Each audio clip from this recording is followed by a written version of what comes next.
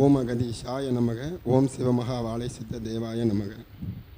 அகம்பாவம் என்னும் பெரும்பாவத்தை தவிர இந்த மானிட பிண்டத்துக்குள் ஒன்றுமில்லாத நிலையில் கடை கோடி சாக்கடை நிலையில் இருக்கும் மானிடனை கையில் எடுத்து உள்ளிருக்கும் வினைகளெல்லாம் மாயவனாய் உள்ளிருந்து மாய நிலைகளை வேறறுத்து மன்னவனாய் இருந்து உள்ளிருந்து ஆட்சி புரிந்து மகேஸ்வரனாய் மகாகுருவாய் அகத்தியத்தின் பெருவுருவாய் சிவமகா வாழை சித்தனாய் அமர்ந்து கருணை வரம் அளித்து கொண்டிருக்கிறீர்கள். அத்தனையும் நீங்கள் எங்களுக்கு போட்ட பிச்சை, அந்த பிச்சையிலிருந்து பிச்சு கொடுக்க கூட மனம் இல்லாத மானிடனாய் பிறந்த நிலையிலிருந்து மகா உன்னத நிலைக்கு அழைத்து செல்லும் அற்புத பெருமகனே, அகத்திய திருமகனே, சிவமகா வாழை சித்த பெருங்கருணையே, எங்களால் ஒன்றுமில்லை என்னும் உயர்நிலையை எளிமையாக உயர் வினையை அகற்றி உள்ளத்தில் உயர் கருணையை தாங்களே அமர்ந்து ஒவ்வொரு சனப்பொழுதும் மாற்று நிலைக்குள் சென்ற போதெல்லாம் உள்ளிருந்து மாய நிலைகளை சனப்பொழுதும் இமை மூடாது ஒவ்வொரு சீடனையும் கண்ணீர் மல்க கருணை நீர் பெருக்கெடுத்து ஓடச் செய்து கங்கை நீர் போல் ஒவ்வொரு நொடியும் தாங்கள் இருந்து உள்ளிருந்து எங்களை காத்தருளும் கருணாமூர்த்தியை நாங்கள் ஒன்றும் செய்யவில்லை, ஒன்றும் செய்ய இயலவும் செய்யாது. அது சத்தியம் நித்தியம்.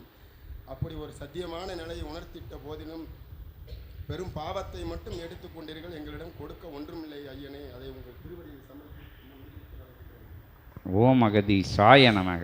அகத்தியமே போற்றி, ஜெகத்தியமே போற்றி போற்றி. ஓம் அகதீஷாய நமக. தன்னை அறிந்தவனுக்குள் அரிகரனாய் அமர்ந்திருப்போம், தன்னைக்குள் அரிகரனாய் அமர்ந்திருப்போம், சிவமகா வாழை சித்தனாய் என்ற அகத்தியன் நல்லாசிகள் வழங்குகின்றோம். ஓம் அகதீஷாய நமக. தெரிந்து தேர்ந்து தெளிந்து வருகின்ற ஒவ்வொருவனும் புனித கங்கா நதிநீரின் ஆற்றலை பெறுகின்றான் என்ற அகத்தியன் நல்ல. ஓம் அகதீஷாய நமக. அகத்தியனை வாழ்த்தி சித்தனை வாழ்த்தி தன்னை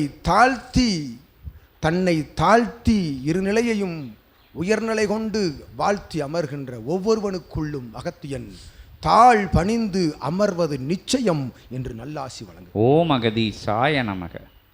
உயர்க அக்கருணை நிலையோடு, உயர்க அக்கரையில்லா நிலையோடு, அக்கறையோடு என்ற அகத்தியன் ஆசி வழங்கி அமர்கின்றான். ஓம் அகதீஷாய நமக. அகத்தியமே போற்றி, ஜெகத்தியமே போற்றி.